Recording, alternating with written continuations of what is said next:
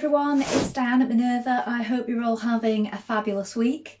And today I'm going to share with you a sew along for the Roscoe Dress by True Bias. So you do have the option to make a dress or a blouse. We're making View B today, that's a shorter line version. And what we're going to be using is this stunning Minerva exclusive range viscose challis, and this particular design is called Arcane Art.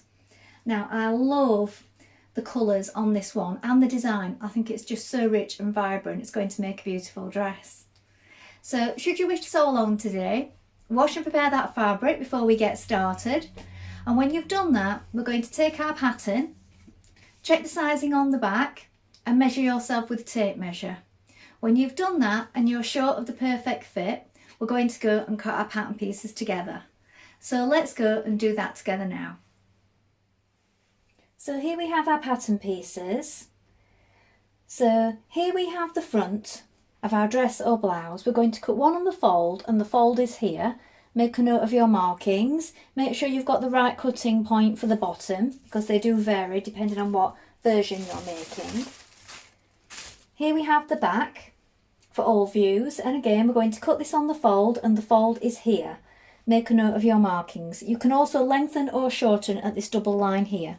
Here we have our sleeve pieces. This is a straight grain this way, and you're going to cut two pieces and make a note of your markings. So here we have our ruffle pieces. This is the front ruffle. You're going to cut one piece. The fold line is here. And here we have our back ruffle. Again, you're going to cut one piece and the fold line is here. Make a note of your notches. Here we have our neck binding for all views. You're going to cut one piece.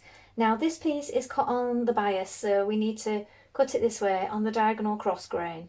Make a note of your markings here. Here we have the sleeve binding. You're going to cut two. Straight grain is this way. Note your notches.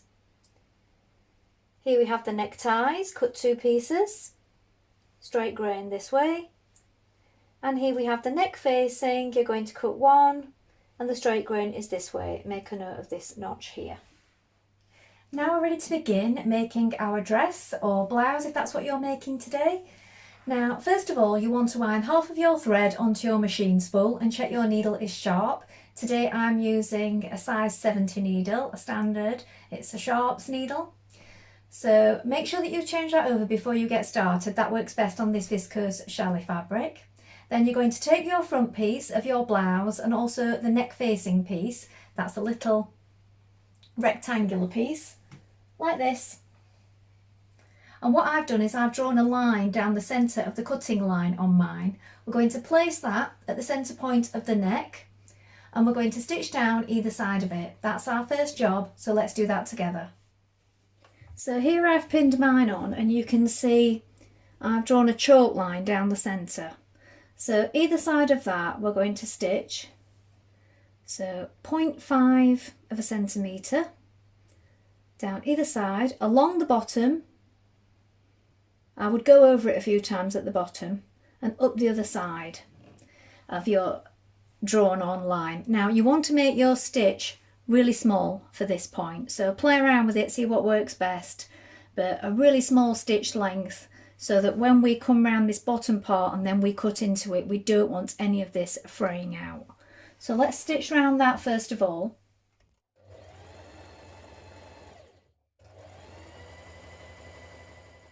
Now you're going to snip in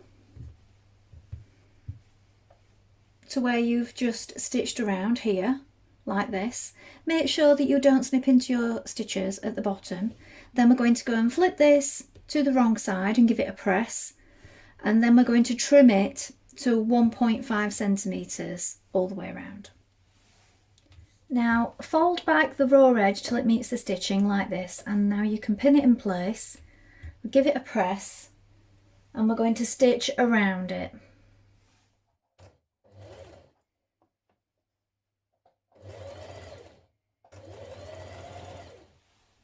Now you're going to take your front piece and your sleeve pieces, and you're going to match the front of the sleeve with the front armhole at the front here.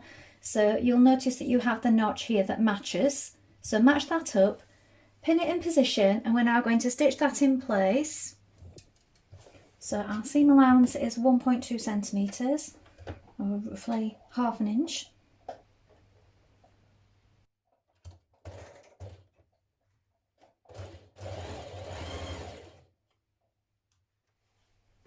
Now pin your back to the back pieces of your sleeve in the same way that you attach the front pieces. You can also edge finish once you've done this and press it flat, or you can press your seams open if you prefer. Now we're going to stitch these in place.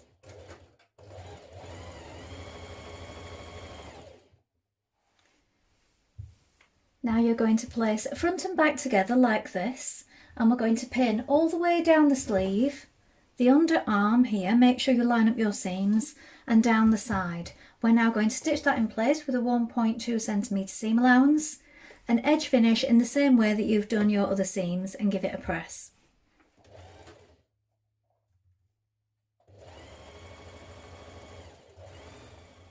Now you're going to take your neckties, fold them in half lengthways and give them a press, then fold those raw edges into that central crease line that you've just made. Then we're going to fold it again so it looks like this, and you're going to press it flat.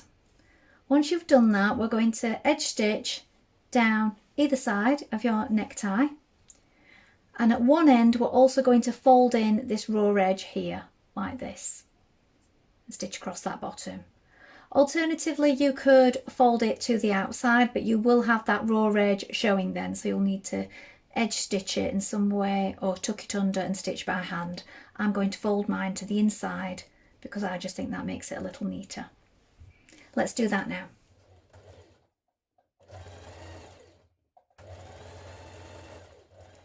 Now, based around your neckline, starting 0.5 centimetres away from the neckline edge here. So here is your edging that you did at the front of your neckline. We're going to stitch a line of stitches all the way around the neckline, leave a little bit of thread running free. Then once you've done that, a few millimetres away from it, we're going to do another line of stitching all the way around in exactly the same way.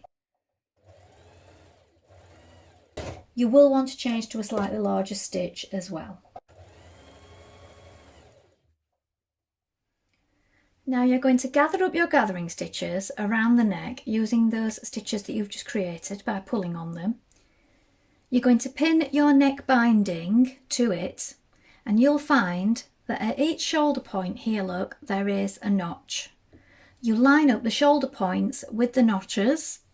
So if you pin those positions first of all and then pull on your stitches, I find that helps. And you also want to let it hang over by 1.2 centimetres as well at the front, like this. Pin it all the way around, pulling the gathering stitches to it, and then we're going to stitch that in place.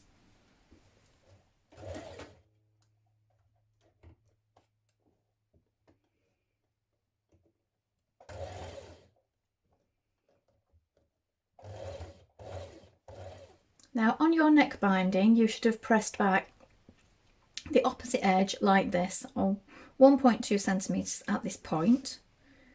We're going to take one of our neckties, and you want the raw edge that's not been turned under, and we're going to stitch it in place here. So when this flips over like this, this is going to be an extension of your neck binding here, like this. So with right sides facing, line it up, and let's stitch that in place.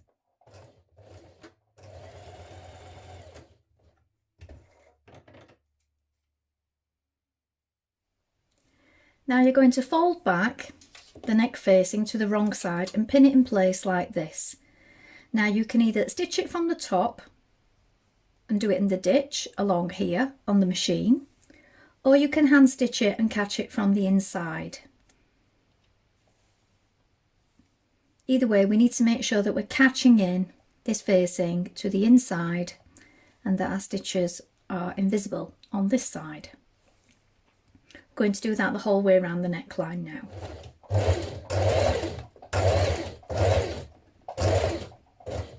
Now you're going to take your 2 armband pieces, you're going to fold them in half like this, and we're going to stitch together the short ends.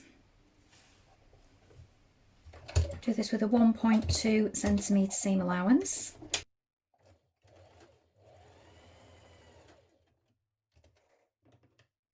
When you've done this, we're going to press that seam open, and then we're also going to press back 1.2 centimetres on one side. Do this on both bands. Now with a long stitch, you're going to stitch 2 rows of stitches around the bottom of each sleeve, and these are going to be used to gather in your sleeve so we can attach our band. So sew the first one 5mm from the edge, and then another one a couple of millimetres away from that.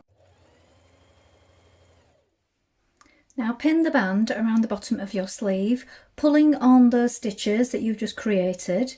You need to make sure you line up the underarm seam and also the notch here with the notch on your band. Make sure that your gathers are even, and then we're going to stitch this in place with a 1.2 centimetre seam allowance. So that'll be just inside your stitches that you've just created so that they're not showing on the outside.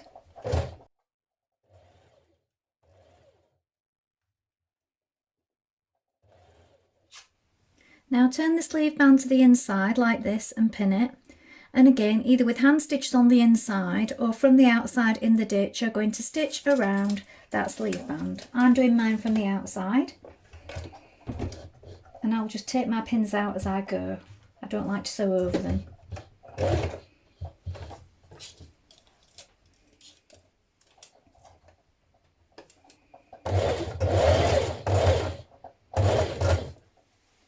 Now you're going to take your 2 bottom frill bands, the front and the back, and we're going to place them right sides facing like this. We're going to join them down the short edges with a 1.2 centimetre seam allowance, then edge finish and press it flat. Now when you've joined your 2 bottom frills together, we're going to do 2 lines of stitching around the top. So again, a long stitch. The lines of stitching should be a few millimetres apart, and these are going to be used to draw in the gathers for the bottom frill. Now if you wish, you can do 2 lines on the front and 2 lines on the back, and that's what I'm going to do, and I find this makes it easier to divide it up when we're matching up our notches and our side seams. Now pin your frill all around the bottom of your dress like this. Now you want to match it up with the notches in the frill and on the bottom of the dress, and also at the side seams. When you've matched it up, pull on your gathering stitches to create those ruffles. Then we're going to stitch this in place.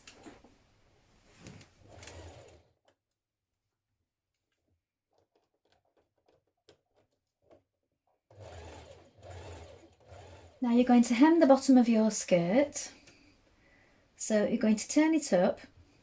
Now you can either overlock it and then turn it up 1.2 centimetres, or you can turn it up and turn it up again like this to make a double fold. Now you may wish to try it on and adjust the length slightly. Make your hem bigger or smaller to your preference and your desired length. So here we have the finished dress.